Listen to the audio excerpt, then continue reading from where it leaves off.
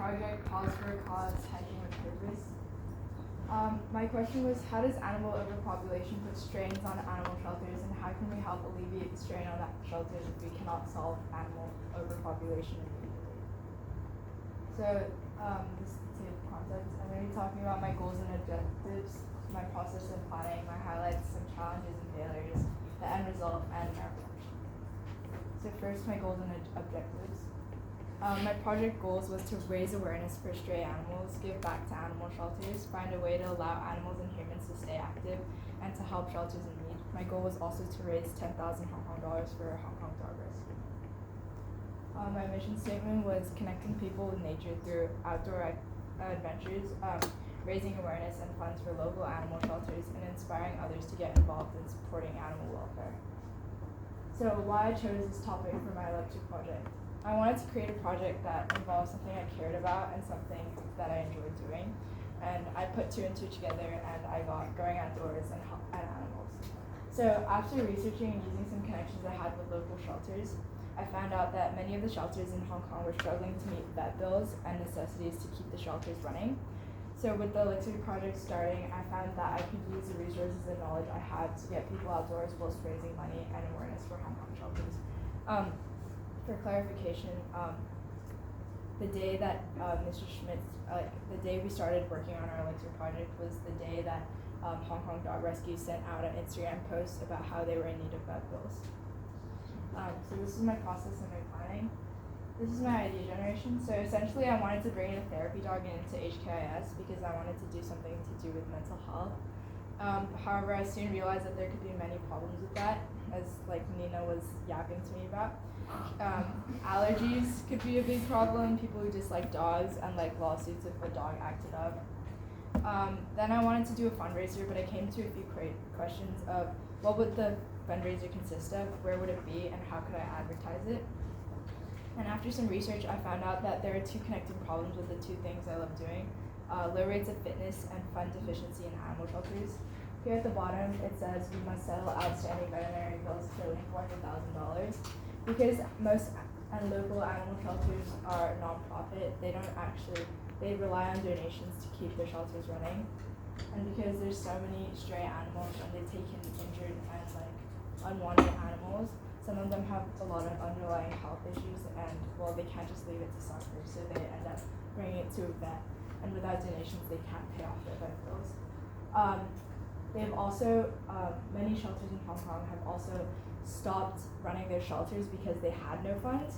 For example, many of you guys might have seen my story post a couple months ago on Poly United Center. They didn't have any funds left to keep their shelter running, so they actually stopped running for a while. But yeah. So this is my project proposal. Here is my proposal to show Mr. Schmidt and Ms. Ernst.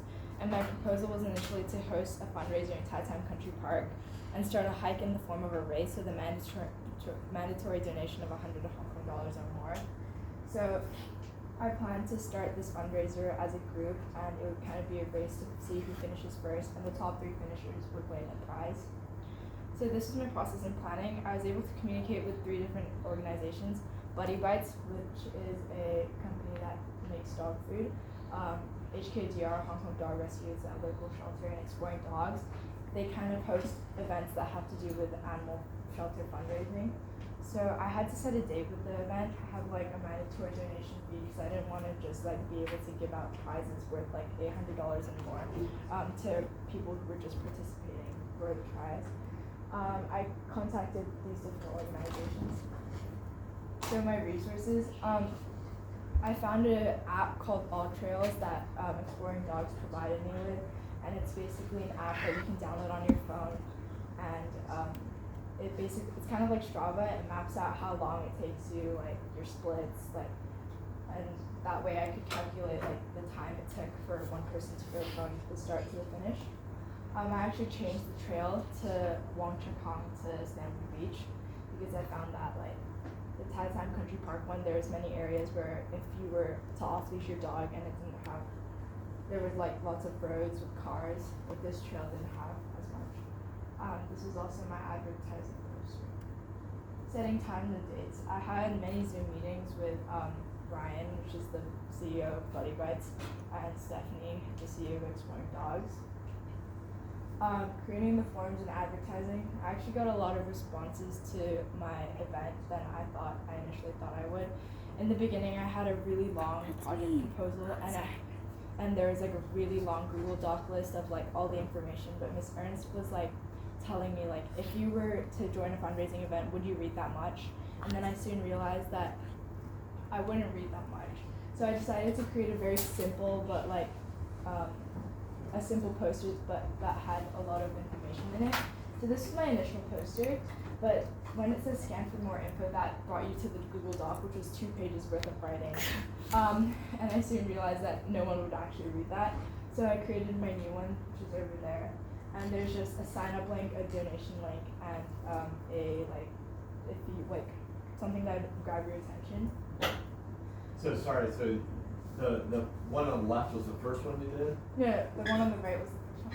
First one you did? Yeah, and then that was my updated one because this one had basically all the information there, but it was like a big chunk of writing on like what the event would be, where it would be, like what it would include, and why you should join. But then I was like, but no one's gonna read that. And I found that. No one's gonna read which one? This one. The QR code. The QR code. Oh, with the additional information. Okay. Yeah. It looked like this. Like it was really long chunk of writing, and I just realized that no one would read it.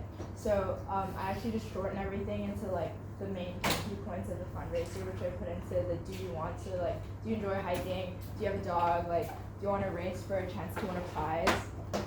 And then like sign up. These are my highlights. So these are all photos of dogs that contributed to the event. There's more, but I just. But they did it on their own? Yeah. So. Yeah. Wait. I'll get there. So basically, because of the weather, the event was scheduled on the 3 weeks where it was typhoon and raining and the whole thing. So actually, like because of the weather, like I had to send an email like, dear participant, unfortunately due to the current weather circumstances, the event will not take place, and so I decided to host the fundraiser over the course of a month. And it would kind of go in form as like in COVID, if there was fundraisers, you donate online and then the event would happen on your own and you just send in results. So using the app, what I was able to do is people sent me in like a photo of their donation. And if I got the photo of their donation, what I would do is I would send them a link to the app of the group. So that it was an app and then it had a specific group for the specific trail. And what I would do is calculate like the splits, and they would send me in the splits, or I could look at it myself through my phone, through the app, because I was hosting the app, and I would be able to like see like who won and who didn't, and like if people, and so May 26th, which was 4 days ago, I sent in the results. 3 people won, actually 2 people tied, but they won a month of free dog food from Buddy Bites. These are just the photos that some people decided to send in. Actually, this one, the photos, bottom left is my dog. The one right next to it is his sister, and then the one up here is also his sister. So I kind of reached out to people I knew and asked them if they wanted to join. I raised $28,120 from mandatory donations of $100. Some donated more because I had 273 responses and there was a mandatory donation. I raised $220. Some of the challenges was receiving the donations. Initially the plan was to collect cash in the beginning of the event, but then due to the weather I couldn't, and I wouldn't be able to like go meet someone, like ask them for cash and then like get them to I'll send them the link. So Ms. Ernst came up with the idea that they donate directly to HKDR. And they just send me a screenshot of how much they donate, therefore, so that basically HKDR can use the donations whenever like they want instead of waiting for like such a long period of time. My advertising, I talked about this. This was like long, so I shortened it. This is my reflection. What did I learn? Time management. So working on deadlines, changes of date, changes of like due to like weather and stuff.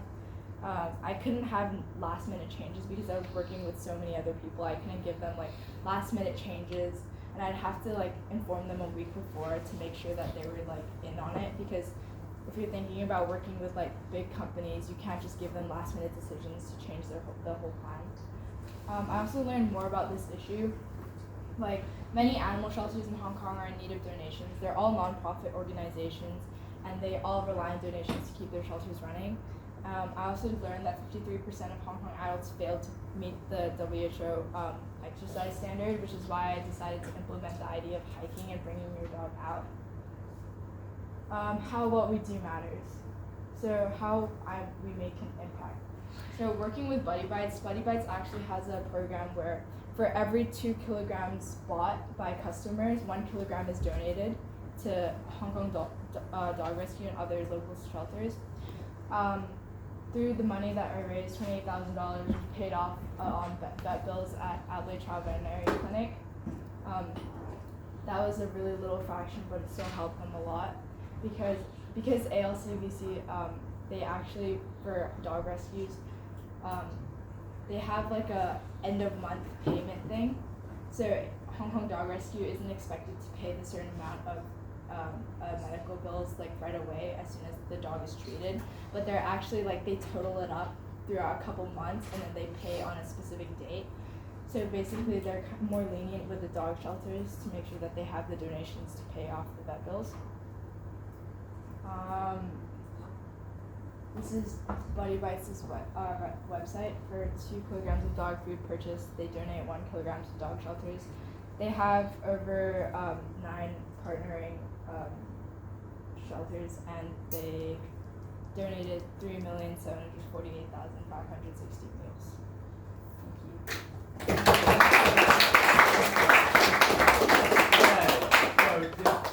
I assume there's a few questions for Mom. Yes, Mom. So, like, where did you send that? Like, 270 people was a lot of people. Basically, Buddy Bites advertised it. Exploring Dogs advertised it. They have pages on like multiple different websites. Hong Kong Dog Rescue also advertised it. If you follow them, you might have seen their Instagram post. But a lot of the organizations I worked with, they posted it, and they have a lot of followers. So I guess like people signed up from there. I also posted on my personal and my dog's account, and I shared with like a bunch of group chats. Especially if you're a dog owner, you know that there's like Facebook, Hong Kong Dogs, like you can post it there. If you've seen, I think your mom liked my your mom liked my thing. But like I posted on like groups where like there's so many dog owners that are just like available there, and I found that it's actually great that there are these organizations that are helping me with this, and that there are people in Hong Kong that are willing to. Now I do want to follow up on that. I would never have suspected that, you would get 273 responses, and then everyone paid $100, right? To get the 28,000. Yeah, but because I was actually quite a lot, because the groups I posted it to, I didn't expect like many to actually donate, but because there's a prize, obviously, like a month of free dog food, that's like. So it's a small investment for a possible prize or something. And it's also good for a good cause, right? So some people have good hearts, and they decide to donate. Okay. Well, dog owners have good hearts, right? So, Yeah, and you're Very fun. So, wow. You can see Wow, the I would recording. never expected that.